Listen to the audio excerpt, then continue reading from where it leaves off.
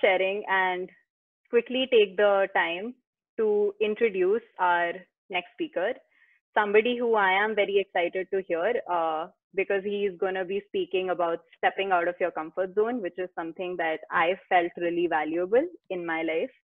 And so please welcome Deepak. Deepak is an accomplished global tech leader with almost 20 years of progressive experience in IT strategy, enterprise architecture, program management, and so on. He has worked across various industries, most notably being a leader at Xerox, Bosch and Lomb, and is currently one of the top advisors at Accenture. So here's to Deepak. Hey, thanks, Shivani.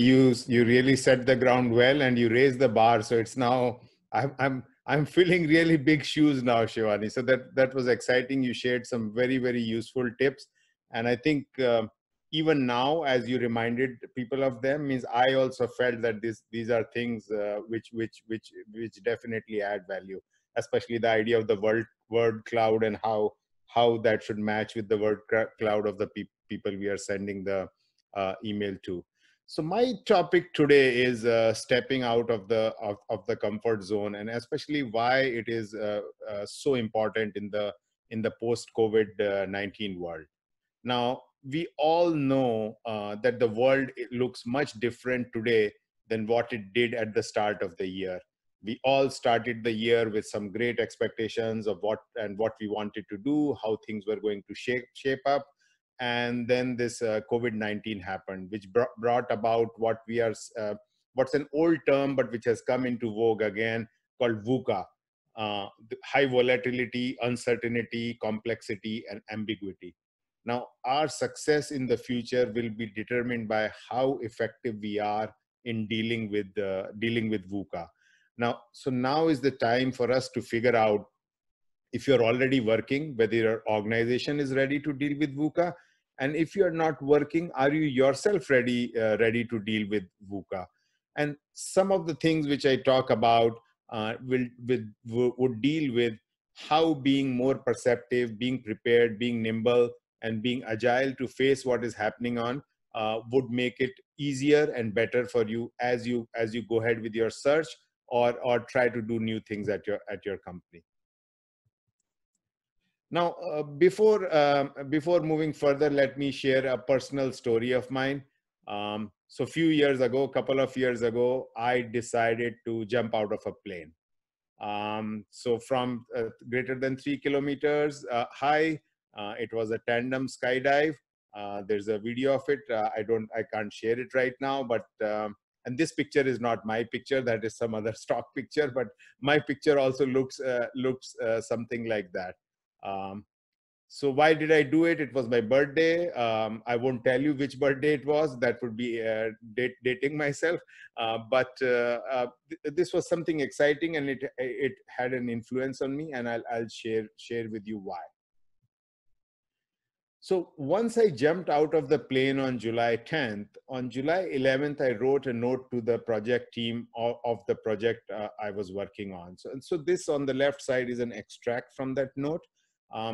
But what it says also, there's a lot of words there, but what it basically describes is how jumping out of that plane at 3 kilometers or 10,000 feet is somewhat akin to what you are going through right now, or we are all going through right now in the world of COVID-19, in the world of VUCA.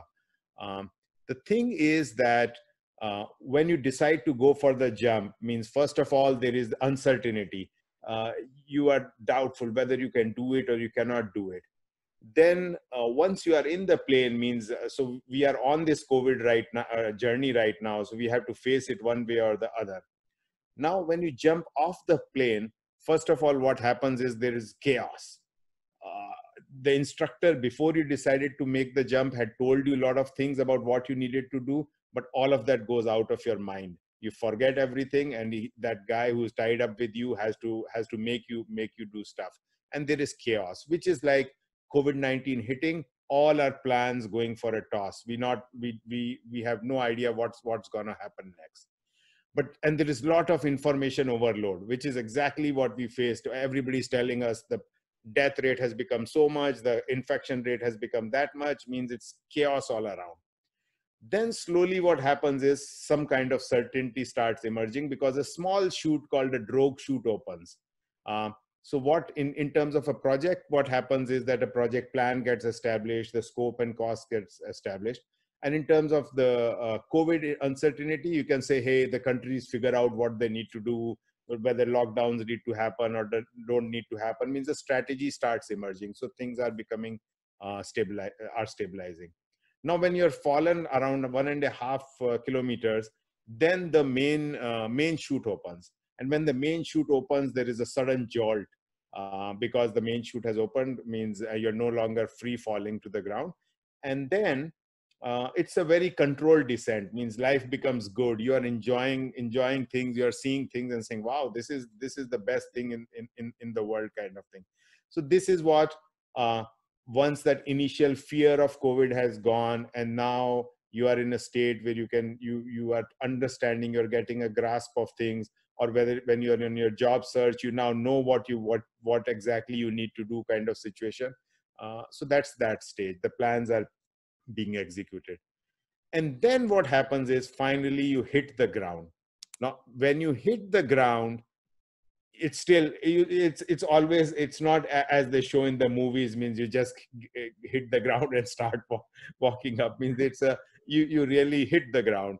And which is the case, means it will happen several times. If you're on your search journey, you'll be hitting the ground. um, but what is important is, some other things related to that uh, um, is that there was always a plan B in place, which is very important in your life's journey, in a project, whatever, because there is an emergency parachute also attached to you. If you are not able to, if your main chute doesn't open, the backup chute opens. So similarly in life, with whatever you do, there needs to be a plan B. If this job which I'm looking for, I don't get it, what's the other one I can go for? And the second thing is that even how so much ever dangerous or scary things look, there is a support system out there which is looking out for you. So this could be your friends, this could be your network, this could be participating in events like this and creating the support structure for yourself. um, when I look at the my parachute jump, I realize, means there was the people involved, the instructors who told me what to do, who is tied up with me, processes, what needs to happen when. There's the technology, the parachute itself. So similarly for your thing, so it's very important that you get that structure for yourself in place. Now coming to the main crux of the matter, which is comfort. Now everybody is in a state of little bit discomfort right now, and I'll come to that point in the next slide, which is saying that discomfort is the new reality. Everybody, all of us have to be prepared. um, we have got used to being comfortable. We are used to this picture of this kid with the mother kind of situation, means that's the kind of comfort we want in life. um, Comfort zone is where we feel secure and where the risks are less. um, but actually, since, as we see with COVID, as we see with lots of things in life, discomfort is the new comfort zone. Now why do I say that? Why is stepping out of the comfort zone so important? A number of things, and as Shivani was talking earlier, and maybe this speaker who comes after me will also speak to it, that sending out those 50 emails to the people would have been a stepping out of the comfort zone thing, because normally you are not sending out so many emails to people. So that was like a stepping out of the comfort zone, and these are the reasons why you need to do that. Hey, and Manav, remind me of the time. I know once I start speaking, I can go on and on. Yeah. Yeah.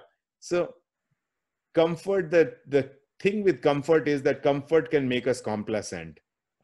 What happens is that once we start feeling comfortable, we become lazy. We start assuming that things will happen a particular way. So comfort can make us complacent. And why do we need to step out of our comfort zone as an employee or as a job search person? Um, and how do you do it?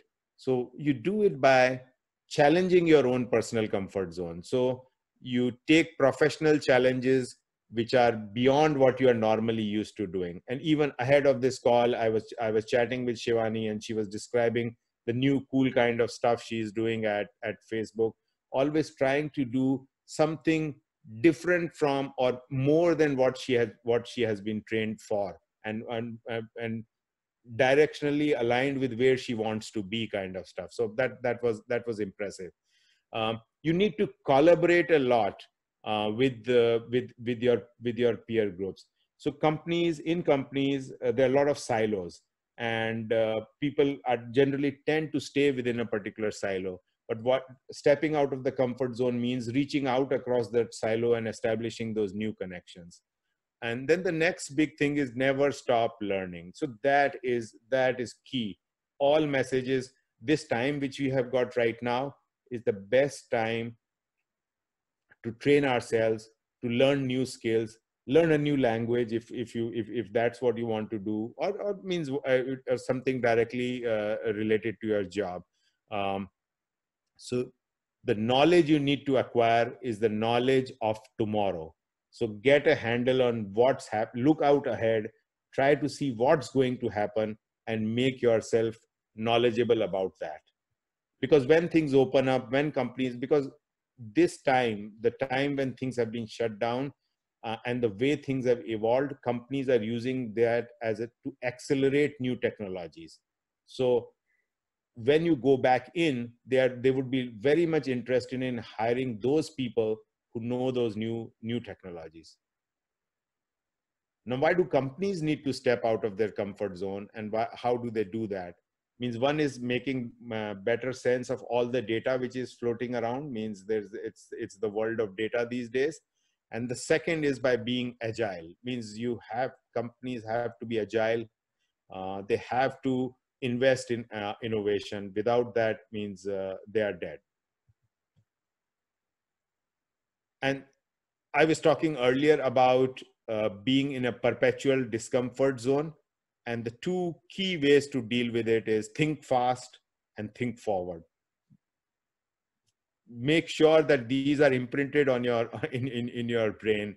Uh, think fast. And this recently, IBM got a new leader, Vijay Krishna, I think. And in his speech, he also spoke about how he wants to change the culture of a company like IBM to make it more fast, instead of having focus on what is needed right now rather than that ideal thing which you want to build for the future. So fail fast, fail often, fail fast, whatever they call it. And then the next thing was thinking forward, which is reiterating the point I was making earlier too, is how do you ride the next wave of innovation? So if the current wave of innovation is, say, AI, what happens after that, and how are you going to ride that? So I spoke a lot of things about. I described my own journey a bit. I spoke about comfort. I spoke about comfort zone, and and so let me come to how actually you can maximize these trips outside your comfort zone. So these are a few quick uh, tips.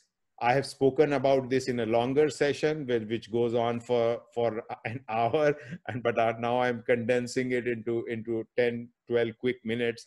But quick points. First is acknowledge the value, and this can be as simple as you saying to yourself that stepping out of the comfort zone is important for me. You say that to yourself, that this is what is important to me. Um, Second is leaning into the experience, and Shivani mentioned about Sheryl Sandberg, and her book itself is called Lean In, kind of thing. So you have to feel confident going into the experience.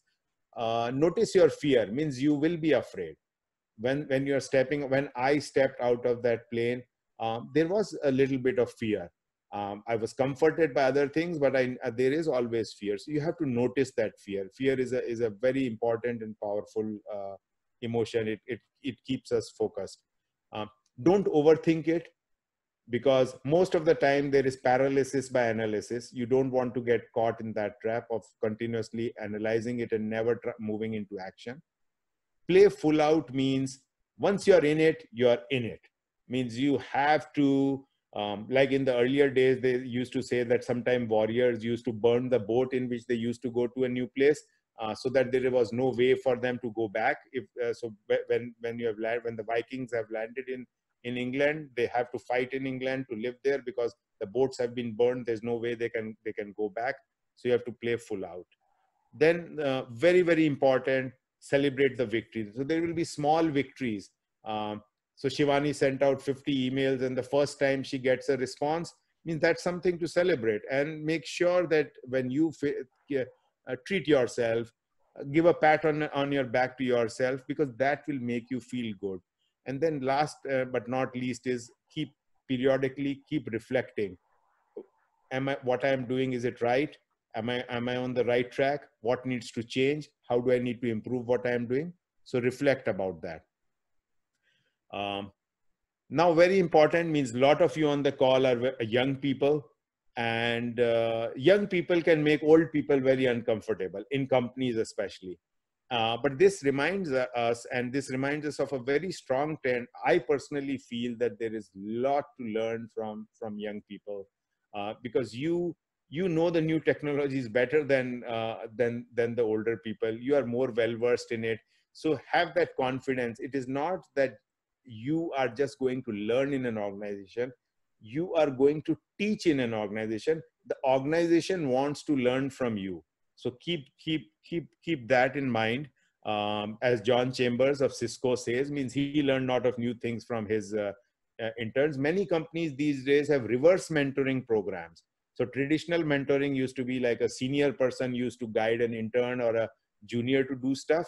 These days, you have the junior person helping senior people figure out how to get onto WebEx and Zoom calls and stuff like that. So reverse mentoring is pretty important. So these are just some references from where I picked some ideas for the talk. So thank you. I think I did well with my time. I am ending on time, and so thanks. And if there are questions and there's time for questions in the end, we can please feel free to do that. Thank you so much, Deepak. I think I learned a lot. Also, it's very impressive how you were able to have a skydive experience and then reflect so deeply about it. I think most of us would just post a photo on Instagram and forget about it. So today I definitely learned introspection. So folks, if people have questions, please feel free to send it to me, or if you would like to ask Deepak directly, feel free to raise hand, which is a feature in Zoom, or message the Imagineers in the chat. And Deepak, we can direct questions to Deepak here. I'll give people 2 minutes to see if anybody has questions. I have one more request, which is that usually in attending a lot of conferences, the personalization aspect is super important to me. And so if you are able to, and you have an ability to share your video, I'd encourage you to do so. Looking at the attendees is definitely something as speakers would enjoy. And so please let's try to make it as personalized as possible. And if there's last call for any questions, we will also have some time at the end for Q&A. So if you do have questions and want to delay to the end, we can do that as well. Feel free to message me any questions that you might have, and I can also ask them for you.